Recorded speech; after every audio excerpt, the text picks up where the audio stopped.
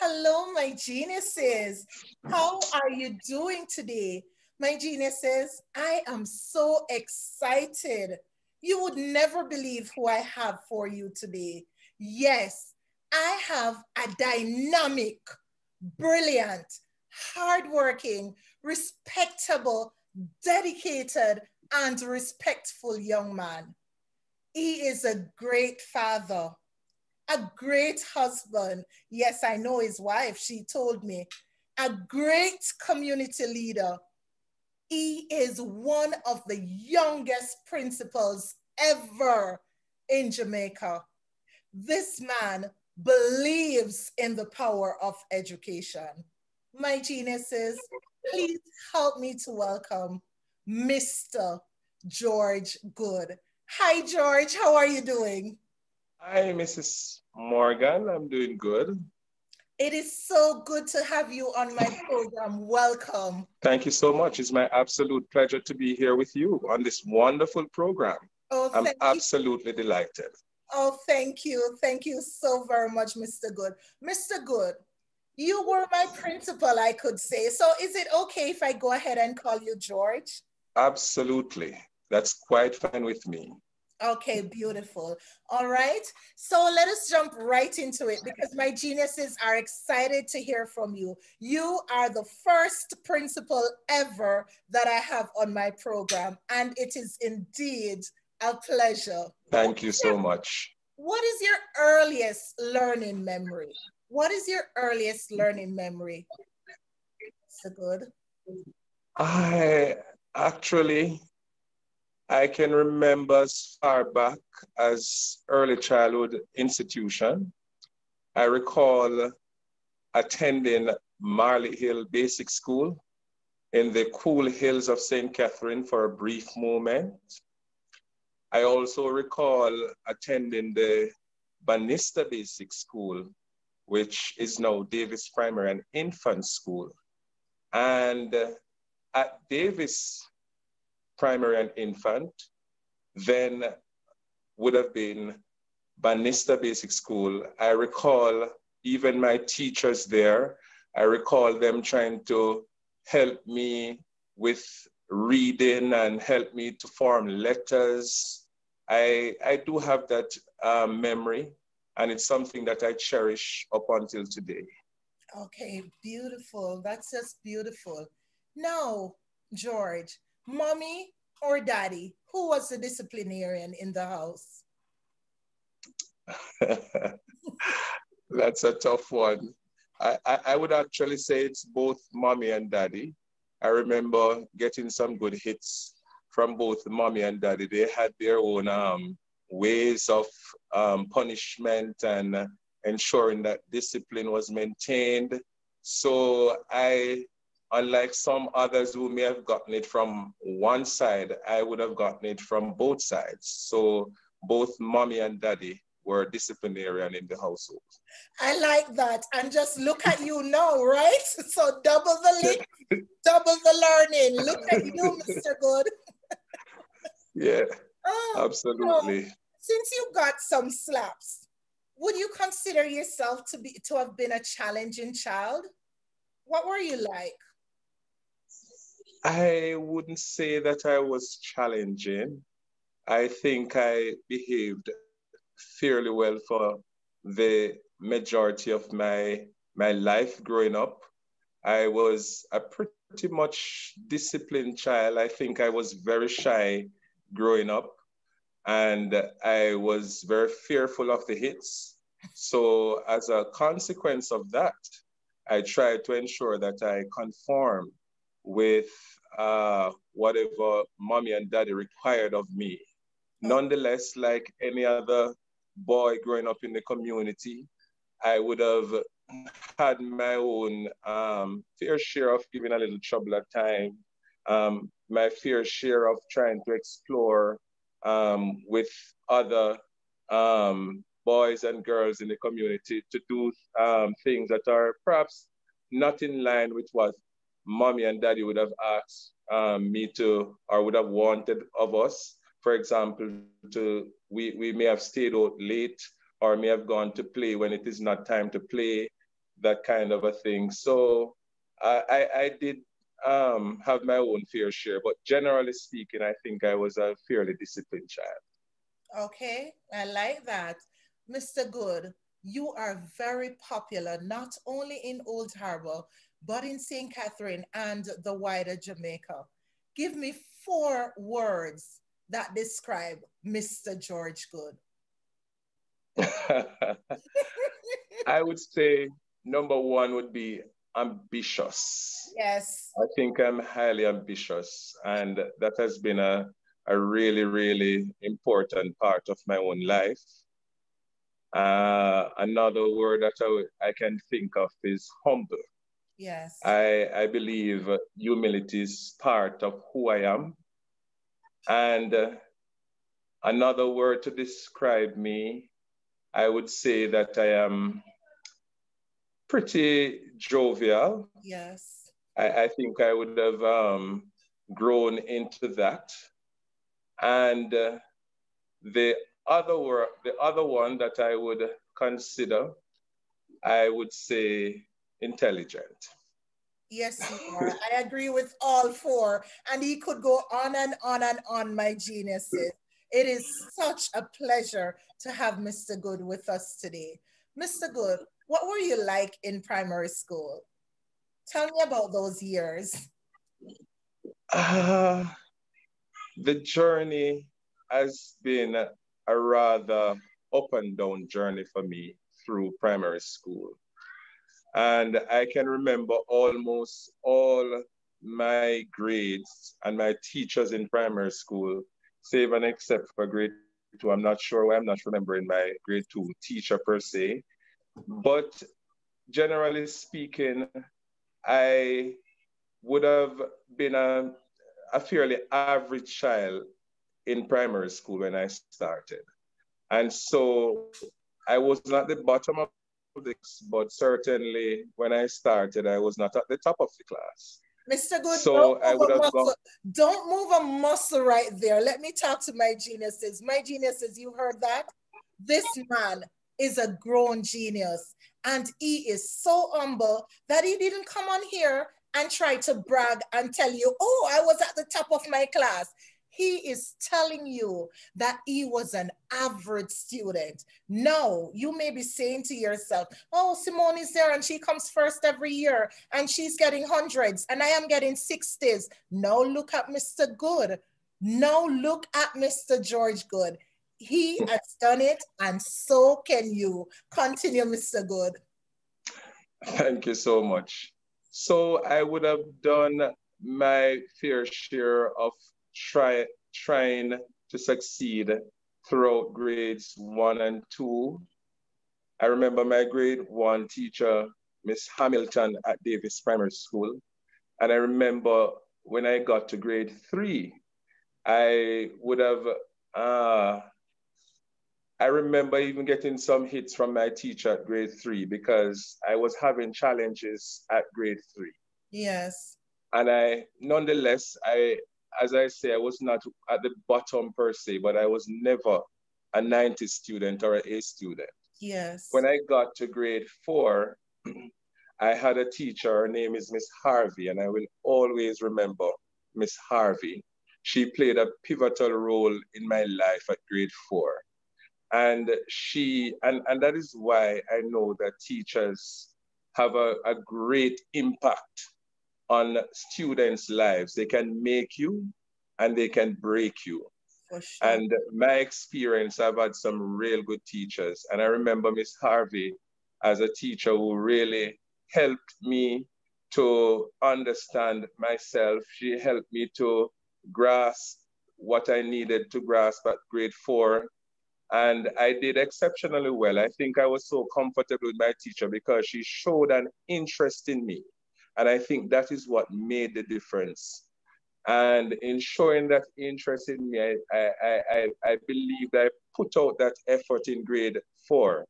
So much so that I was literally almost at the top of the class in grade four. Wow. And so well I did in grade four, they promoted me from grade four to six. So I did not go to grade five. You big genius. So Beautiful. Then I went to grade 6. I was very young. I think I was the youngest one in the class when I went to grade 6. I may have been 9 plus when I went to grade 6. And I got to grade 6, and I remember my teacher, Miss Bell, and my principal, Mrs. Jarrett, Mrs. Spencer Jarrett. She too played a pivotal role because she assisted in the teaching of my class as well at grade 6.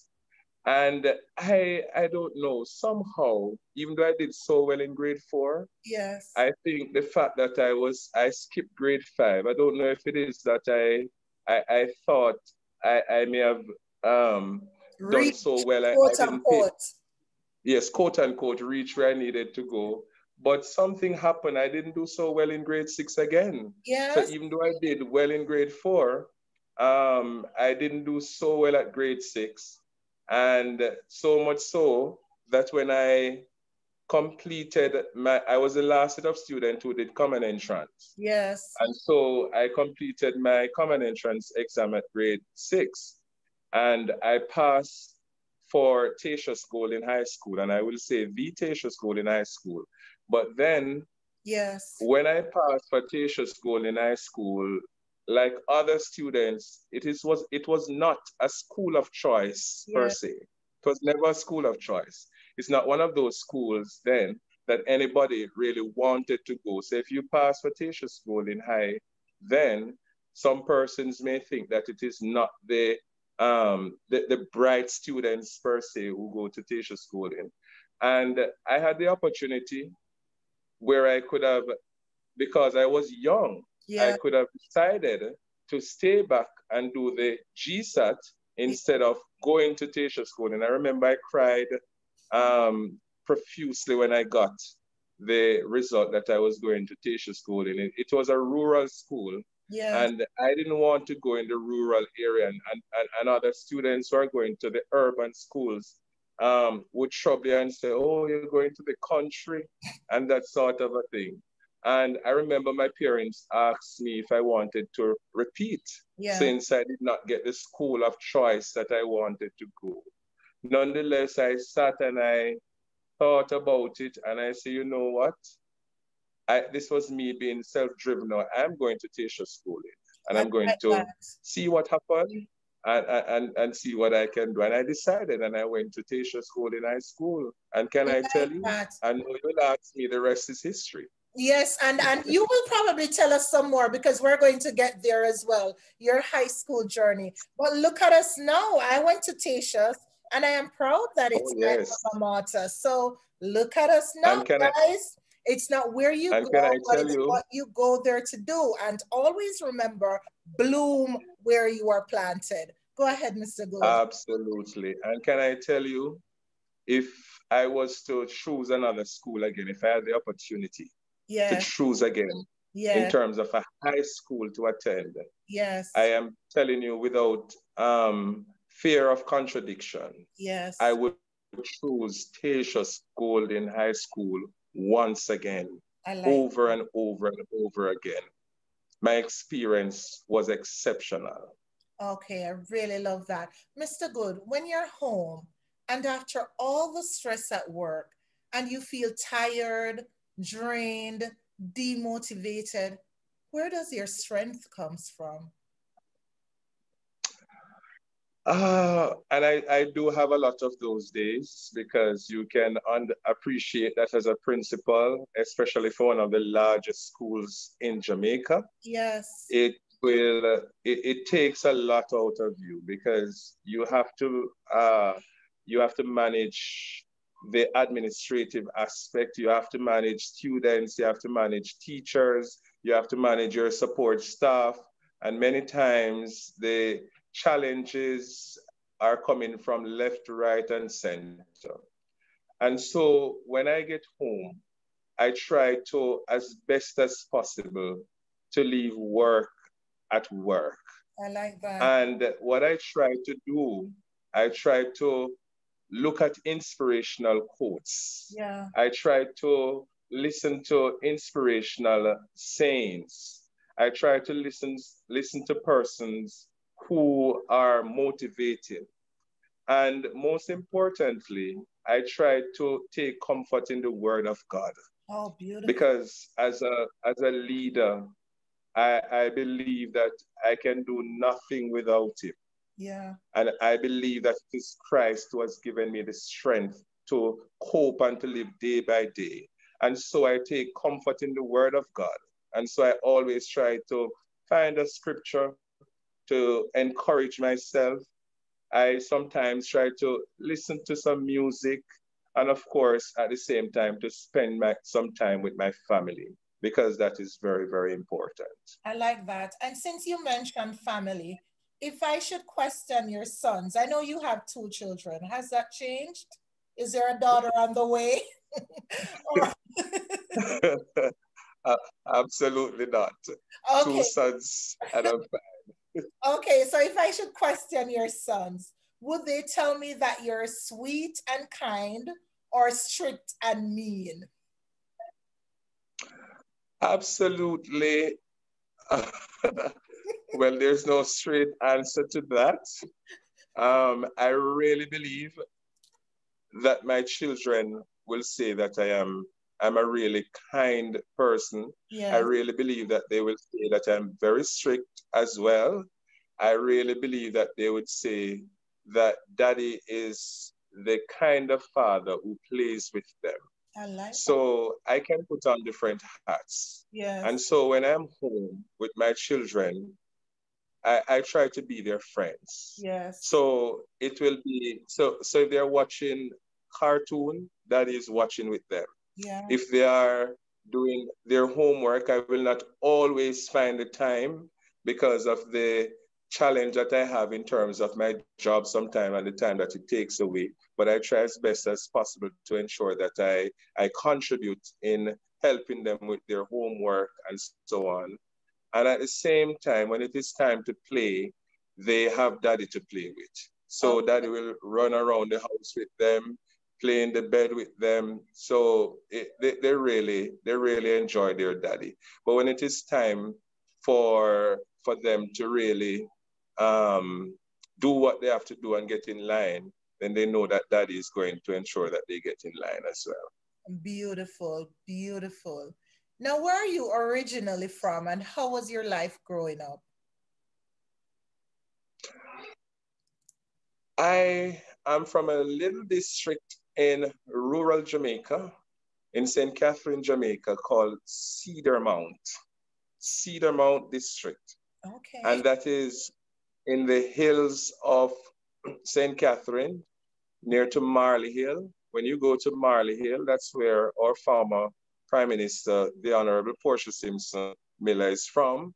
When you go up that side, then which is above Woodall, of course. When you go up that side, then you're going to walk at least 2 miles to get to where I'm from. And Wow. so in my formative years, I had to walk a very long distance to go to school. When I was going to Marley Hill Basic School, I had to walk at least 2 miles as a little 3-year-old or 4-year-old then to get to school.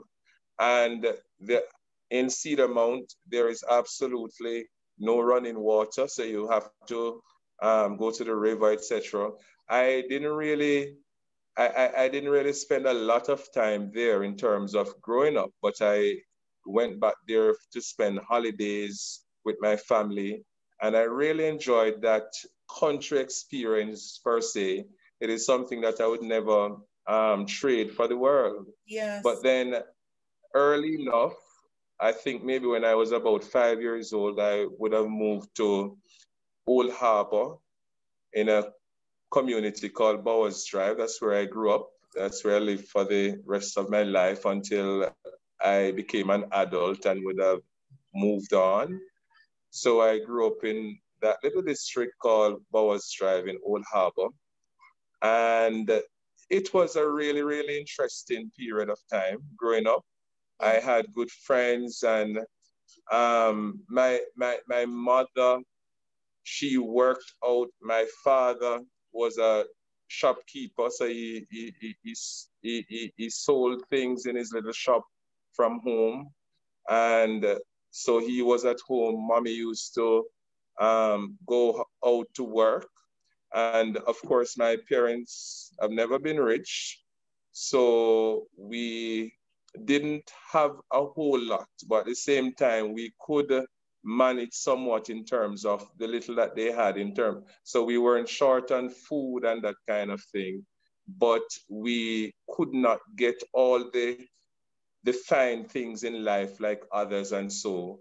But certainly we had the basic things growing up. My I had I have five brothers, and Yes. myself makes six. Didn't grow up with all my brothers. I grew up with four of them, really, four of us. And it was a really nice moment. It was, I share good memories with them, growing up, and my neighbors playing in the days, that kind of thing. And so my mother was out Yeah. for the most part. And my father, I'm not from an academic family per se. Yes. And so it was more about getting the things that is needed so that we can move on in life, so that we can get in the money to buy the grocery and that kind of thing. So it is more emphasis was placed on that to ensure that living takes place, Yeah. rather than the educational push and that kind of a thing. One thing I will say though my parents were not the ones to be there to help you with the homework or check up on everything with the homework or with what is happening at school, one thing they ensured was that you must go to school every day. Yes. So they may not know what is happening really at school, but you had to go to school. You could not be absent from school, and Yeah. you had the resources that you needed for school. So basically, that is what life was like. And we live a pretty basic life growing up. Okay. All right, Mr. Good. Now, since you are Jamaica's, one of Jamaica's youngest principals, I assume that after leaving high school, you went straight to college. Is that so? And if that is, and if, Absolutely. okay, and if that is so, what were your matriculations in high school that qualified you to be in college at such a young age? Talk to me about that. To be honest, as I had explained, I did not go to grade 5, so I went to high school very young. I think at age 10 when I went to high school. And I have to tell you a little about my high school journey. It was really, really, really interesting. Tell me. And I met some really good teachers in high school. I would have started very rocky in high school. Yeah. So I was not the bright student per se at grade 7 or even grade 8. As a matter of fact, I did not do so well at grade 7. I Yeah. was in the third stream when I went to grade 7. But when I didn't do well at grade 7, and I went to grade 8, I was demoted Yeah. to a lower stream in grade 8. Oh I no, think I may have been at you're the, that third stream, Mr. Good. yes, I was at third stream at grade 7. Yes. And at grade eight, I was demoted to the fifth stream. Oh no. I like this. And My geniuses, listen, focus. Talk to me. and Sorry, Mr. Good. I just and can't picture I you. You're so smart. It's like it's hard to picture you in the fifth stream because I went to Tisha's and I remember those boys that were in the fifth stream. And I'm telling you, the image is nothing compared to you. But I am happy. I am happy that you are the man that you are today. Continue, Mr. Good. I like this. Absolutely. And I wouldn't, I don't think it was a lack of competence. I believe it was a lack of guidance Yeah, and perhaps a lack of interest at the time and not understanding myself and not having that push. As I said to you, my parents ensure that I had what I needed. yeah. But at the same time, you also need that kind of push and guidance as it relates to education on a And whole. again, you were young. And I was young. Yes, And and I don't know what happened in grade 8, but I felt so bad. yes. And so I had this motivation within my own self.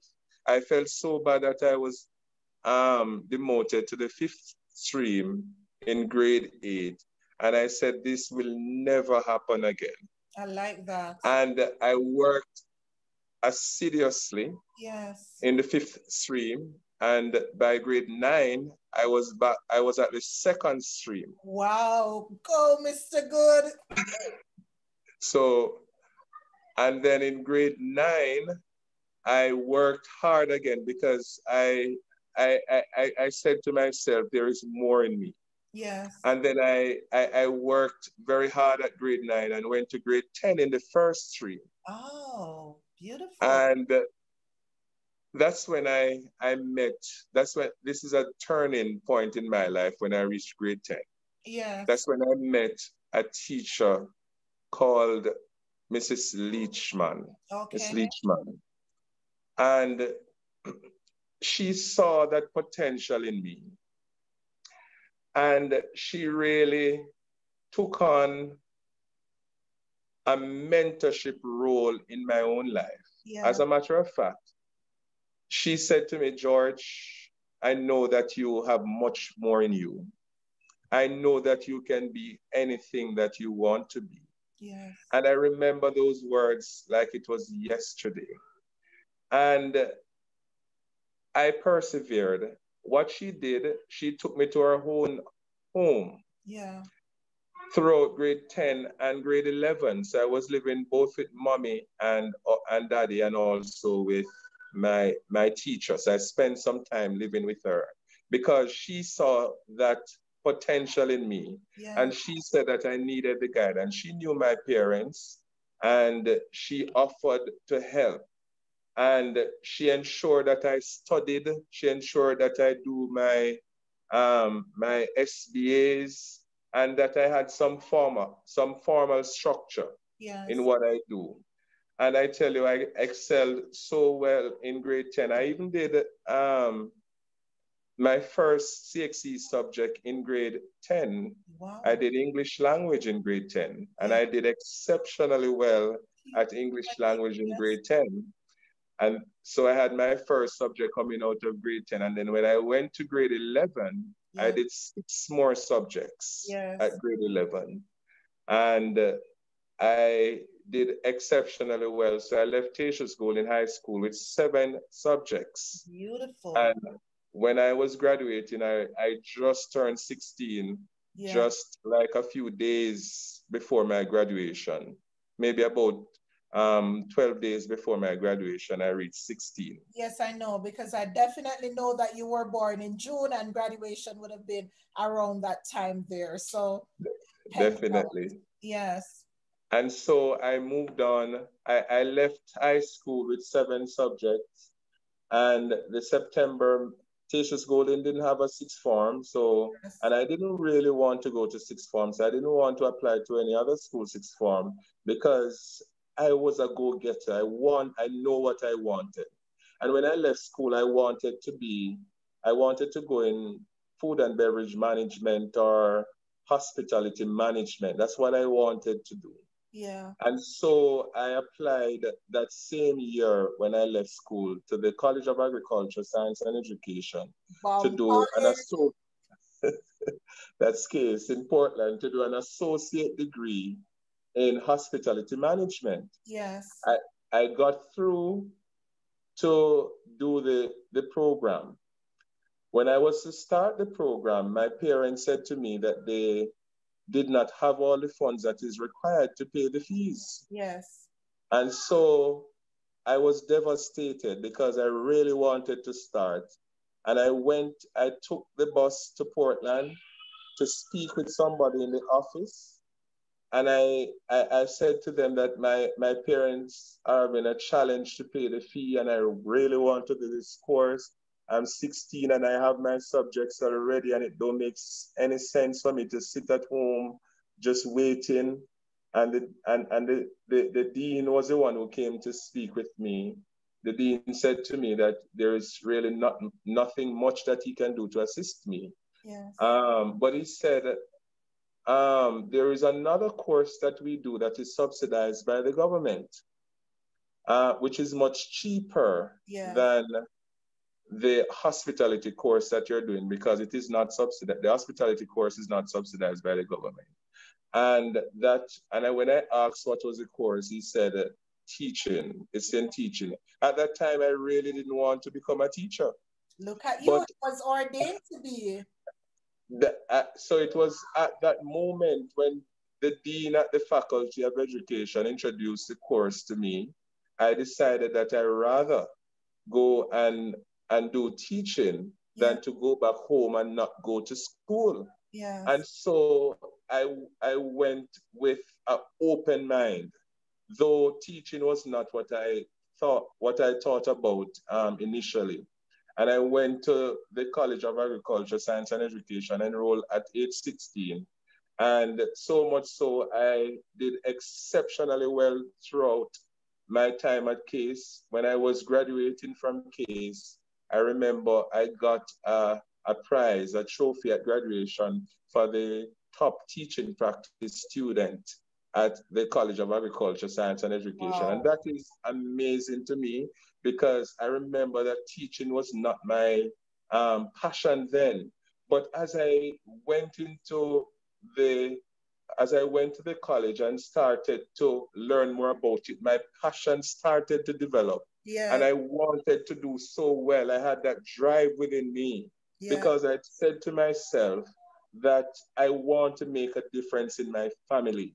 I'm not coming from a family that is academically sound, or a family that many persons have degrees and PhDs and masters, and my family are more business oriented persons. Yes. And I said to myself, I wanted to make that difference in my family. And I went through college and I did exceptionally well. I completed a diploma then in primary education, which I'm proud about.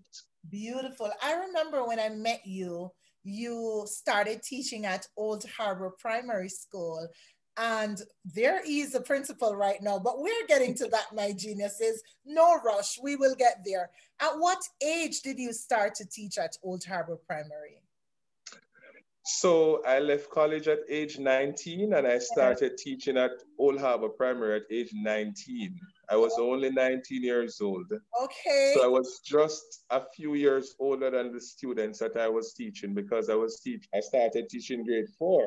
Yes, Which had students perhaps at 9 years old or 10 in some cases. And I only taught grade 4 for 2 months. Yeah. And then I went to grade 6, which would have had the 11 and 12-year-old students. And that's when I was still 19 years old. And from then I've been teaching grade 6 throughout my time in teaching. And he has gotten some very good passes in GSAT. But yes. All right, Mr. Goode. I know that you did your bachelor's degree and also your master's. Where did you pursue those courses? So shortly after I started teaching, yes, I think I just waited 1 year. 1 year after started teaching, I went to the International University of the Caribbean. Yes. Because by then I would have known the importance of education. Yes. I would have known how important education is in terms of moving persons from one stage of life to the next. Yeah. I would have understand from then that education is a passport out of poverty. I like And that. Did you so, hear that, my geniuses? Did you hear that? Yes, Mr. Good, continue. and so I quickly went on to the International University of the Caribbean, where I spent 2 years while still working at Old Harbor Primary School. So I studied part-time and I completed my bachelor's then in primary education. So I would have completed that around about 2009 or so. Yes. Okay. Talk to me about your master's degree. So, Man is highly and by the way, educated, guys. I would have been about age 22 when I completed my bachelor's. You And then the genius? thereafter, I went to the University of Technology, Jamaica. By Okay. now, I started to know what I wanted to do. And I started to take on some leadership role in my school as it relates to the school's income generating section and the talk shop, that kind of thing that my principal would have assigned me to. And I would have started to have that interest in school leadership from then. And so I went on to the University of Technology, Jamaica, where I completed a master's in educational leadership and management. Yes. And I would have completed that at in around about 2013 when I was finished. So I think I may have been about 26 or 27 there at that time when I completed my master's at the University of Technology, Jamaica. Did you hear that, my geniuses? 26 with a master's degree. The man is ambitious, he's driven, he's hardworking, and he knows what he wants. Now, Mr. Good, you are presently a principal, and I have Yeah. heard that you are a great principal. What makes you a good principal? Well, I would say that when you do something, you must have a vision, Yes. you must have a passion about what you do. And so I would have entertained this own philosophy in mind from very early when I take on the role of principalship and to become a leader, that it is all about our students. Yes. The children are our future. Yes. As the songwriter says, we're to teach them well and let them lead the way. And Definitely. so I had this passion from then, and I had this vision from then as it relates to leadership, and that is school leadership, that the students are to be at the center of all we do. Yes. It is the students who we serve. And so when I take a decision, and of course, I'm a collaborative leader, I work along with my team, and I have an excellent team of administrators at Old Harbor Primary School, and indeed an excellent team of teachers and support staff who have been working with me assiduously to ensure that we move the school in the right direction. Yes. But the point I'm making is that whenever a decision is to be taken, we always take the decision with the students in mind. And do, as long as you take the decisions with the students in mind, then you can only expect success. So as leader, one of the things that we do at the Old Harbor Primary School is to ensure that whatever decisions we're taking, we take them with the students' best interest at heart. Yes. And so any decision that we're taking, we try to see how it is that it's going to improve students' learning. Because at the end of the day, that is what school is about. It's about students' development, students' empowerment, and indeed students' learning. Even though the students are at the center of what we do, that certainly does not mean that we don't take into consideration all the other critical stakeholders in our institution. Yes. And so our teachers are valuable. Our support staff, they are valuable. So it doesn't matter if you sweep the school. It doesn't matter if you clean the bathrooms. Yeah. You are just as important.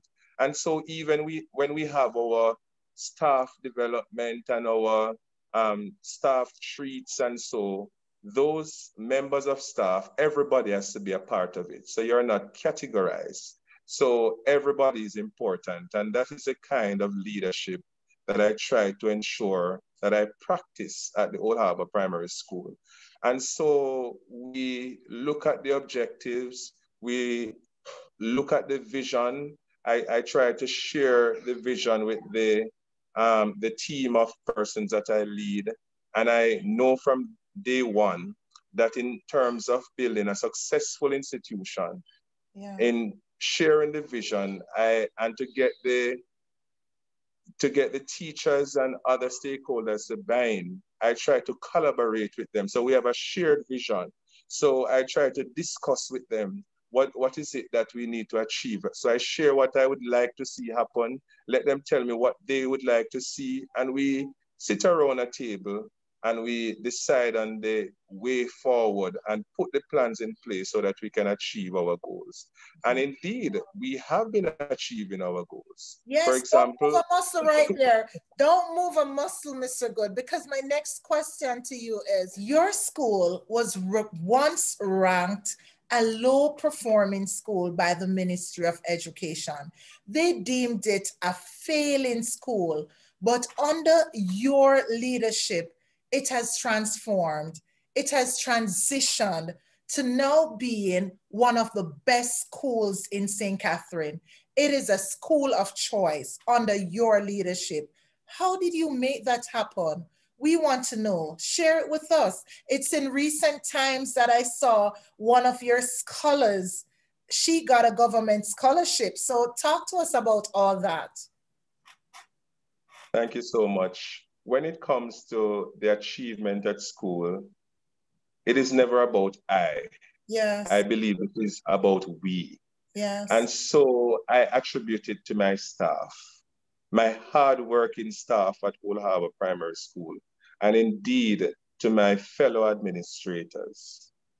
We share the vision. Yeah. And so what I do from day one is to try and present to them where we are, and to use data to drive our decision making. So that was a critical part that I had to ensure happen at the school, that we use data to drive the decision making process. And so I tried to put really a good synopsis of where we are as a school and how we compare to other schools in the region, how we compare to other schools nationally. So I try to present the data to them. But I also try to present not only the data as to how we are performing, but the data as it relates to other schools that get students who are so-called coming from the inner city and more informal communities around, and how other institutions have made it happen. And so we too could make it happen. And so it involved a lot of tough decisions. It involved a lot of challenge. We experienced challenges because nobody takes change very easily. Yeah. Change is a process. It is not an event. And I think one of the thing that I have was the whole matter of tenacity and understanding. And so even when things seem a little rough, I was able to weather the storm and maintain a cool head. And I think that is what is important. And I think that would have helped in a significant way to gain the respect of the persons that I lead.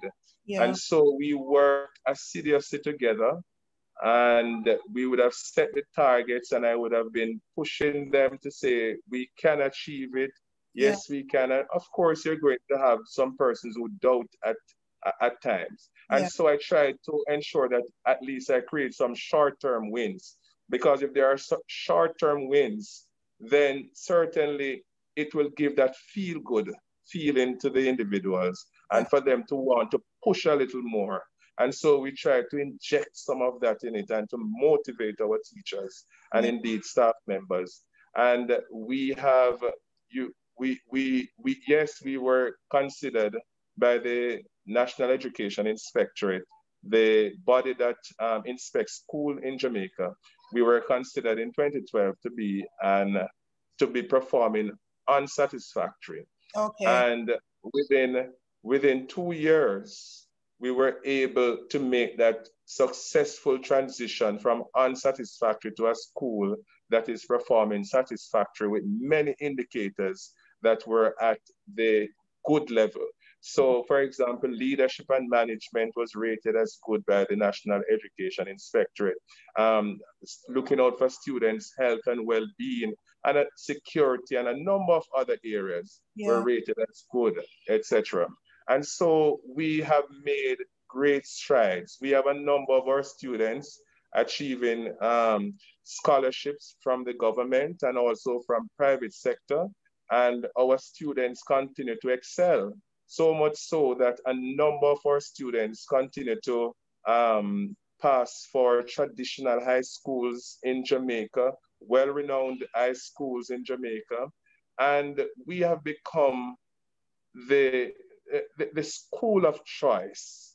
Yeah. And I recall at a point we were even having challenges some years ago in getting enough students to register for grade one. And no, we don't even we have to cut off registration early because we have too many persons that are seeking admission at our school. And it is something that we're proud about. But Yeah. what I try to do is to ensure that I be humble at all time and continue to ensure that the vision is maintained and that we stick to the task. And Yeah. so, not because we are making strides, mean that we are to give up now. Because at the end of the day, if we allow the system to lapse, then it may be very difficult again to get it back to a level that we want it. And so, I really want to commend the teachers at Old Harbor Primary School. They have done tremendous, and the other members of staff. And we have made indeed significant strides. And I want to thank the parents for believing in us. Yes. It takes a lot of emotional intelligence. It takes a lot of dialogue and communication and selling of the vision. We had to go there on the road, literally, to market the institution. We had to do a total rebranding. Yeah. And we are just reaping the wonderful results now. And it is something that I am proud of. And I say congrats to my team. Definitely. I still feel a part of the family at Old Harbor Primary School You because are a part. after spending 16 years there, you should see how excited I get when I read on social media about the scholarships and the great things that are happening there. I am proud of you, Mr. Goode, and I am proud of your Thank team, you. and you're doing an awesome job. So please continue doing so. Pretty soon I'll Thank have to you. stop calling you Mr. Goode and say Dr. Goode, because guess what, my genius is? This man you see right here, he is reading for his PhD. Yes, at the young age that he is right now, he's pursuing his PhD. Tell us a little about that. Where are you pursuing your course, Mr. Goode, and what is next for you? Well, yes, I started my PhD. I am currently pursuing it at the Howard William Taft University Yeah. in Colorado, United States of America. And it is an interesting journey. Yes. And I am rather elated and excited about it. It is indeed a whole lot of work Yes. because I am still engaged with work and I'm studying at the same time. But I want to be an inspiration to others. Yes. I want my boys and girls to know that it is not about where you're coming from, Yes. but it is more about where you're going. So you don't have to come from uptown Yeah. to do well. You Yes. don't have to come from a rich family to do Yes. well. Anywhere you're coming from, you can shine, you can bloom, you can do well, you can be anything that you want to be. And so I am using this as an example for my own students at school, for my community, so Yeah. that they too can believe in their dream and know that the possibilities are endless and Yeah. understand that all it is all about education. Yeah. Education makes you trainable. Education is a powerful tool that can move you from one stage to the next stage in life. And just as how I did it, I want them to know that they too can do it. My geniuses, you see why I have this man on the program to inspire, educate, and entertain? He is awesome. He strongly believes in the power of education. Mr. Good, what has been your greatest challenge? And while you're at that, what has been your greatest reward? Talk to us. That's a tough one. My greatest challenge would have naturally been the whole matter of leadership. Yes. You would have known that I took on the mantle of leadership at a very tender age. I'm still young. Yes. And with that, there would have been some amount of um, what I would call lack of experience and youthful exuberance. And so when I took on the mantle of leadership, I I would have lacked some sort of experience. Yeah. So I basically grew into the role. So naturally, like anybody else in life, I would have made some mistakes along the path. Not many, I must add, but I would have made some. But it is not about the mistakes because those are what you learn from. And I taking on a school that is having a challenge or that was having a challenge where perception is concerned and um, a school that it is not very easy to administer. It was a great challenge. But for me, I never gave up. I always say to myself that I'm a winner, not a quitter. And Yeah. so I will continue to win. And so the more the challenges came, is the more resilient I got to rise to the challenge, to put equal and greater force to the challenge to ensure that the challenges becomes opportunities. Yeah. And so that is the approach that I took on. So the other part as it relates to my own success, I would say my greatest success in life would have been education, Yeah. really, because had it not been for education, I certainly don't know where I would have been right now. Yes. Um, a lot of what I've achieved, almost everything that I've achieved, is because of education and the ambition that I had and continue to have in terms of striving for excellence. Yes. And so I believe education is by far the greatest achievement I've made in life. And so if I had the opportunity again to choose a path of education or to choose another path, then I certainly would have taken the path of education without even thinking. Okay. What do you do for fun? Well, I like to go out for one, so I'm fairly outgoing. I'm the kind of person who I like to go to the river, to the beach. I'm not a party type person at all, but I play games too.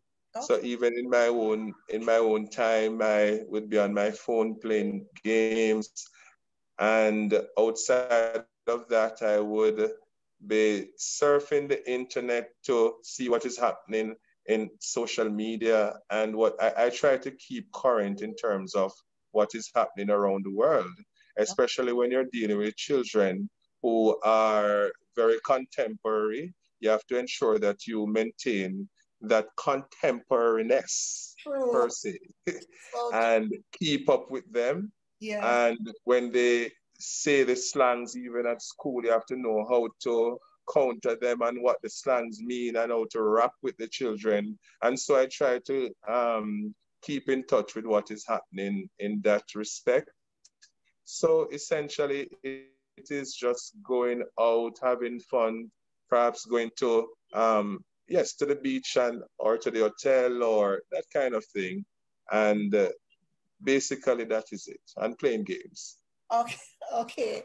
I know your brothers. I know some of them. And I know your dad. I don't remember if I've met your mom. And I know they must be extremely proud of you. How do they show that they're proud of you? Do they actually tell you, or they'll just, walk around you and be all proud, or tell other people, you see that principal is my brother? How do you know? I, well, my parents, for one, I know that they're absolutely proud of me. Yes. My dad and my mother, and they have shared it with me on several occasions. And one of the things that I know that they do, they always tell people about their son, Yes. always tell others about their son who has done so well, etc. So I know that they feel proud, and I'm happy that I could have made them proud. And Yes. indeed, my brothers, all my brothers are very, very supportive. I have a very good relationship with all my brothers, and they too are very proud of me. They too share my story at times, and would have shared to me as well how proud they are. And so we try to ensure that we live as good as possible with each other, and we have a good close bond with each other. Okay, beautiful. Now I know you have school tomorrow, so this is going to be your final question before you give me your closing remarks. Mr. Good, if a parent comes to you and say to you, George, I have a son that has no education and he's making way more money than you are. So as a result, my two younger children will not be coming back to school because I do not see the importance of them being there. If their brother is making all that money, then naturally they can follow in their brother's footstep and be making more money than you are. What would you tell them? How would you encourage that mother to send her boys to school and to let her know that there is power in education? Well, that I would say to the mother, yes, it is very good that your son is making a lot of money, but there are some things in life that don't last. Yes.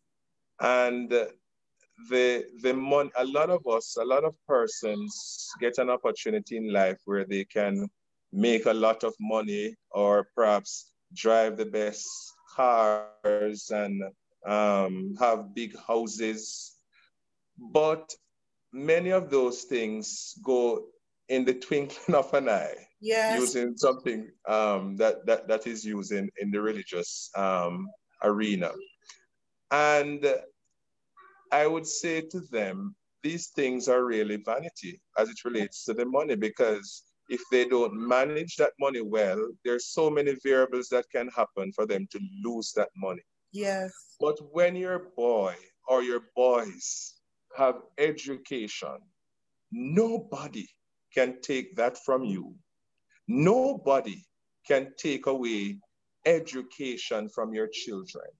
And Yes. so even if your child who is educated makes a little, reach a little challenge in life and falls at some stage in life, it is very easy for them to get up and brush off and move on because they will still have that education that can propel them to the Yeah. next stage or that can propel them to the next job.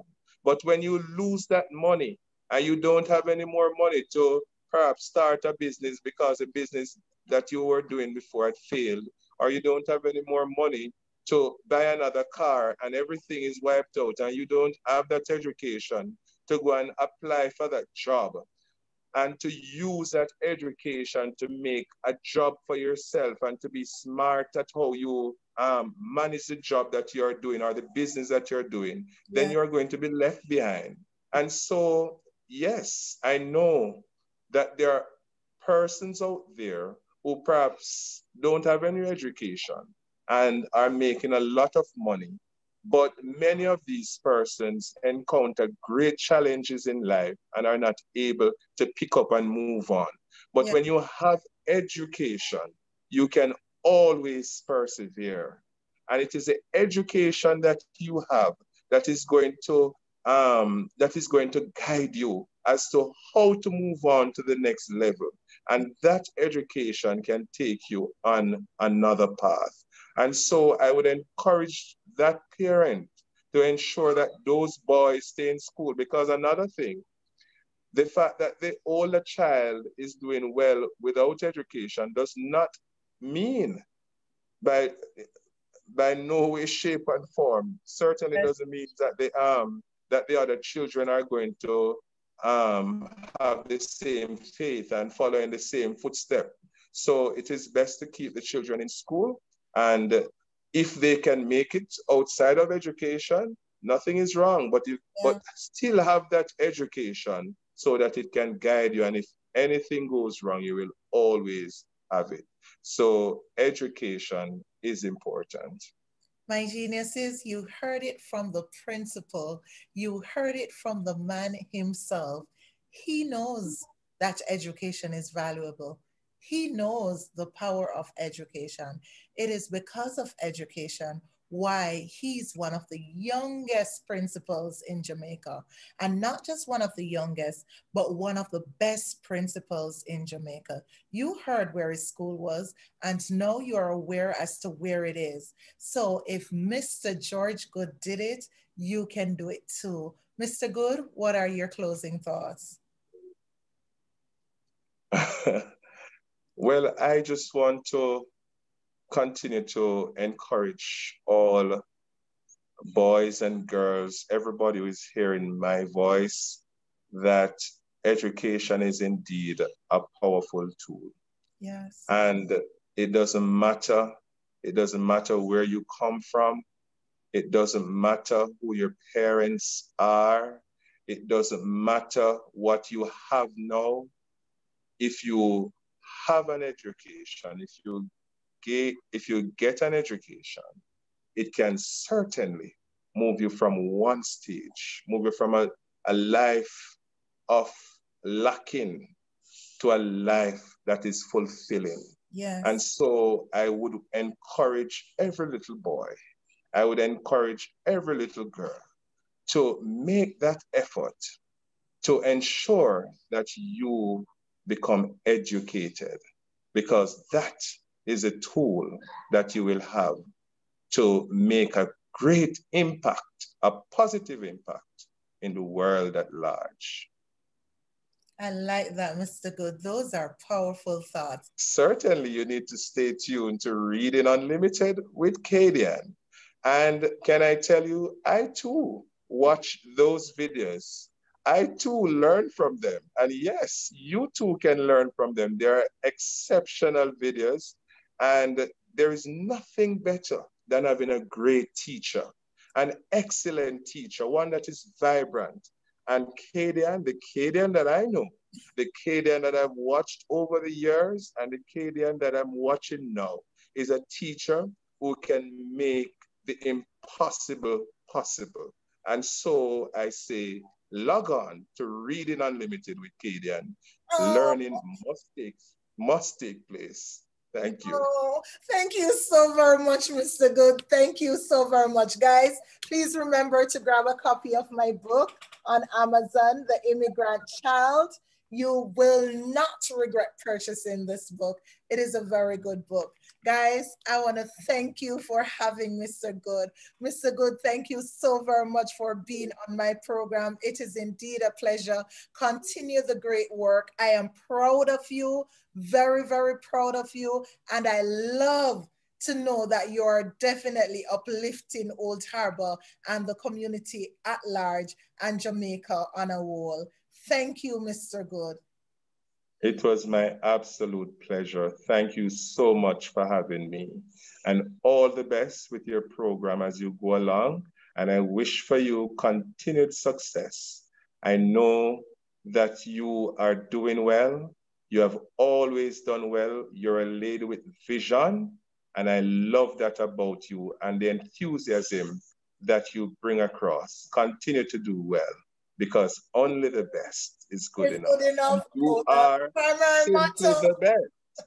Thank You you, are Mr. Goode. simply the best, better than all the rest. Thank you, Mr. Good. Have a great evening and may your week be Thank an you. awesome one. Guys, I hope that you've been looking in the mirror. I hope that you've been kind to yourself. I hope that you're telling yourself how brilliant you are, how beautiful you are, how gorgeous you are, how stunning you look. Be kind to you. But in so doing, be kind to others. And if you have nothing good to say about people, please say absolutely nothing at all. Have yourselves a great day. Bye.